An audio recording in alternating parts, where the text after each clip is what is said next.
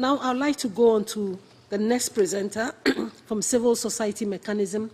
This is Marisa Macari. She is the coordinator of nutritional health research with El Poder de Consumido.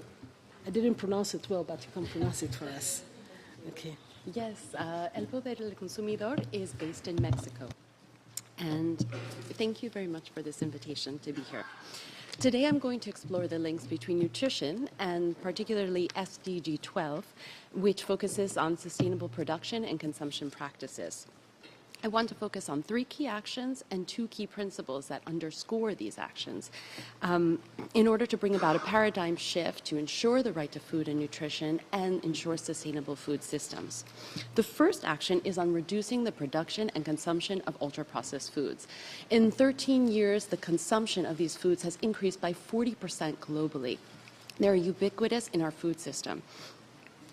These products are high in salt, sugar, fats, and additives, have very little nutritional value, and they're highly marketed to children. They're bad for health and they're bad for the environment. They're bad for health because they've been associated with obesity and diet-related chronic diseases, and they're bad for the environment because they rely on intensive use of energy and agrochemicals.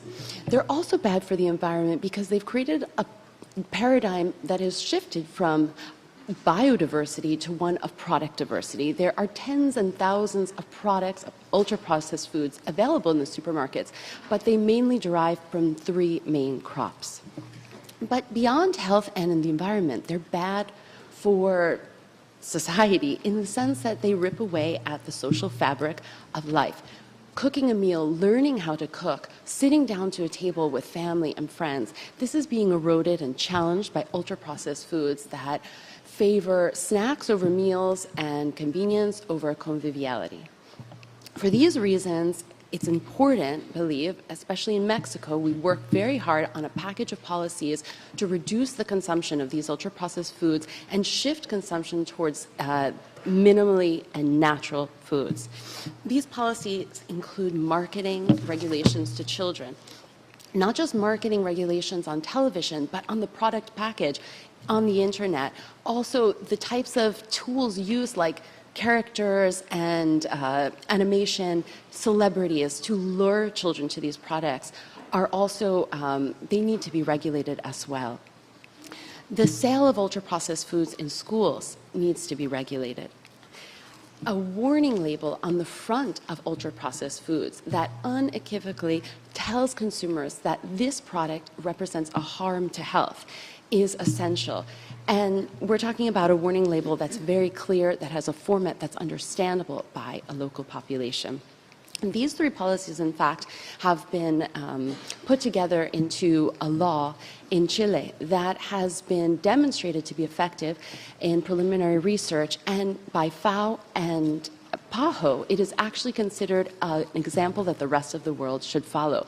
This is this policy should be reviewed and considered the way to move forward to make more sustainable diets and also more nutritious diets. A sugary beverage tax of 20%, that recommended by the WHO, is another recommendation to reduce reliance on ultra-processed foods, in this case beverages. In Mexico, we have a 10% tax that has consistently shown results of reducing the consumption of sugar-sweetened beverages. And also the promotion of breastfeeding and the regulation of the marketing of formula needs to be another policy implemented to reduce reliance on ultra-processed foods, in this case, formula and breast milk substitutes. Beyond these series of policies that look more at the consumption side, it is essential to have, in order to achieve more sustainable food systems, to have policies and financing that favors small-scale producers. We need policies that promote territorial markets and food sovereignty. We need policies that guarantee peasant, indigenous, women's rights and their livelihoods. These policies require a sharp shift away from policies that promote the agro-industrial complex to those that promote agroecology and the production of natural local foods. And when I talk about agroecology, I'm not talking just about techniques, but about the social, spiritual, political dimensions and foundation of agroecology. The agro-industrial complex enjoy market conditions that ensure its dominance and permanence over small-scale farmers. This inequality needs to be unearthed in order to promote more sustainable food practices that are good for the environment and also for human health.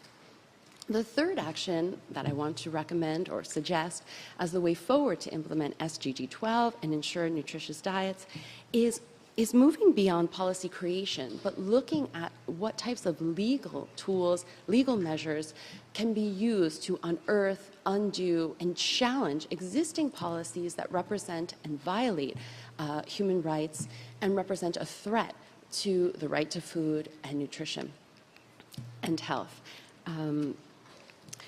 And beyond these three actions, there are two key principles that I think are key that must underlie these actions in order for them to be effective.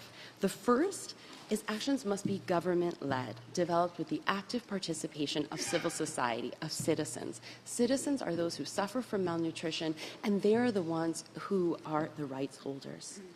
This dialogue between the government and citizen is central and needs to be at the core of any action to improve nutrition. The second core principle is that states must ensure against industry interference and conflict of interest. The agro-industry and the big food and beverage industry work hard through a variety of strategies to impact or to block policies and actions that will impact their profits and have a negative effect on their business. How do they do this? By lobbying at the national and subnational level to block such policies and policy proposals. At the international level, to negotiate or ensure certain texts and inclusions in trade agreements that ensure business interests over public health, and also at the international level to influence international process and the development of guidelines, such as we see in the development of the Codex, guidelines on the front of pack label.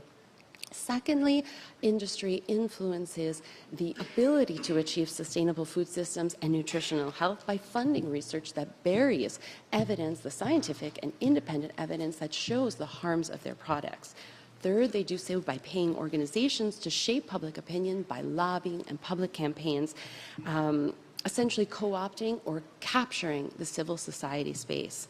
And finally, by pushing strategies like multi-stakeholder partnerships, which many times do not have conflict of interest safeguards. And in a sense, this creates a situation where the same actors who have in large part created a situation of malnutrition are chosen or called on, charged with the responsibility of fixing that solution.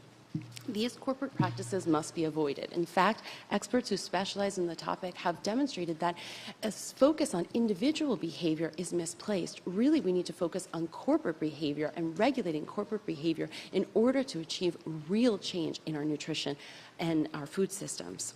Through these practices, I think we can make some inroads on SDG 12 as well as achieving the right to food and nutrition. But we have to move away from business as usual in order to do so. Thank you.